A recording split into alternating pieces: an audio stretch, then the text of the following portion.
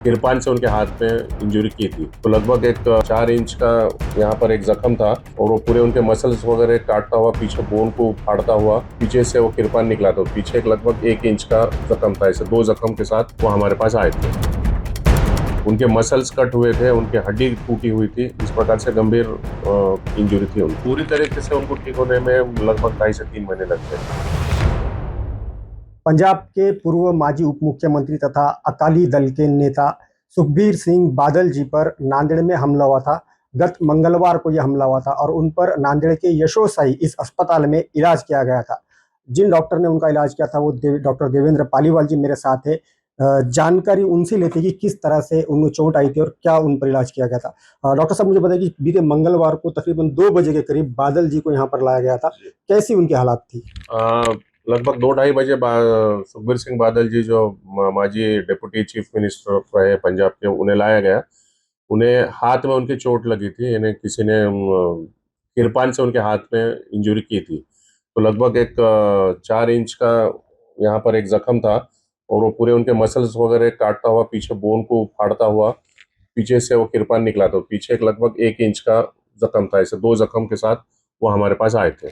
कितनी गहरी चोट थी? और यानी काफी गहरी चोट थी, जिसे हम अंग्रेजी में इंजरी अगर हम क्लासिफाई करेंगे तो ग्रीवियस इंजरी जो बोलते हैं उस प्रकार की थी।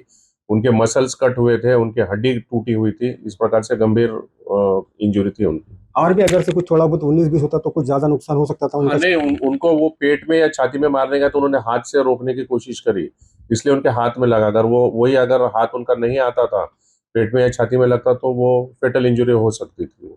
तो सर, आपने यहाँ पर इलाज क्या क्या किया गया उन पर? यहाँ पर हमने उन्हें जो है ऑपरेशन थिएटर में लेके हमने उनके जो जो मसल कट हुए थे वो पूरा हमने रिपेयर करा है।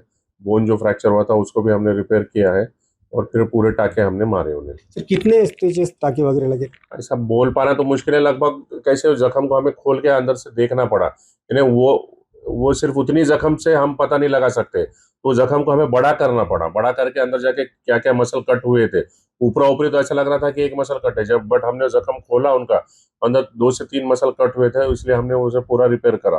तो लगभग आप समझ लो कि इंचेस में अगर आप बोलते हैं तो बड़ी जख्म जो लगभग 6 से 8 इंच की हो गई थी और छोटी जख्म जो थी वो 3 से 4 इंच की थी। सर, मैंने सुना है कि कुछ प्लास्टिक सर्जरी भी वहाँ पर की गई। हाँ, वो मसल जो कट हुए थे वो सब हमने प्लास्टिक सर्जरी द्वारा रिपेयर किया है उसे।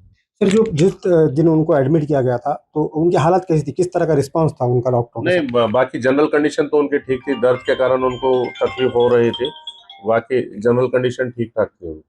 ऑपरेशन के वक्त उनको बेहोश वगैरह हाँ, थे? उनका हाथ में यानी एक ब्लॉक देते हैं हम, ब्लॉक यानी सिर्फ उनका हाथ सुन किया गया था, पूरे उन्हें बेहोश नहीं किया गया था। सिर्फ जो सीधा हाथ जिसका ऑपरेशन करना था वो सुन करके उसमें ऑपरेशन किया गया। ऑपरेशन के दौरान वो होश में थे? हाँ, पूरी तरह से होश में थे, बात वगैरह कर रहे हैं। जी, क्या क्या बात करें तो कुछ जानना चाहेंगे? नहीं, ऐसी जनरल बातें हो रही थी। वो यानी हम हमसे पूछे कि भाई आप इतनी टाइट सिक्योरिटी रहते हुए आप पे ये हमला कैसा हुआ? तो बोले कि भाई मैं लोगों के साथ फोटो खींच रहा था, उसी दरमियान वो आके उसने कर दिया। कोई पंजाब के लोग आए हुए थे वहां पर, तो उनको देख के वो लोग उनके करीब आए, उनसे फोटो वगैरह खींचने की कोशिश कर रहे थे। वो उसी दरमियान वो आके उसने उन पर हमला कर दिया था।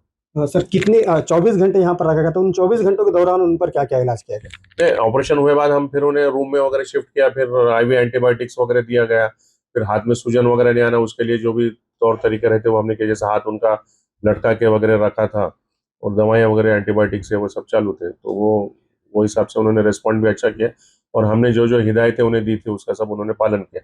हमने उनको वो उनका प्लान था कि शाम में ही जाना, बट हमने कहा कि सर ऑपरेशन करना है तो आपको एक ओवरनाइट रुकना पड़ेगा क्योंकि सूजन वगैरह बढ़ सकती है। तो उन्होंने कहा ठीक है, आपको जो उचित लगता है वो कीजिए, और उन्होंने उसका बिल्कुल से हमने जो भी इंस्ट्रक्शंस दिए एज ए पेशेंट उन्होंने काफी अच्छे से कोऑपरेट किया और वो सुने हमारी सब बातें। सर, एक आखिरी सवाल है कि जो आप ही डॉक्टर है, आप ही ने इलाज किया है, तो कितना गहरा जख्म है और उनको पूरी तरह से ठीक होने में और कितने हाँ, दिन लगे? पूरी तरीके से उनको ठीक होने में लगभग 2.5 से 3 महीने लग जाएंगे।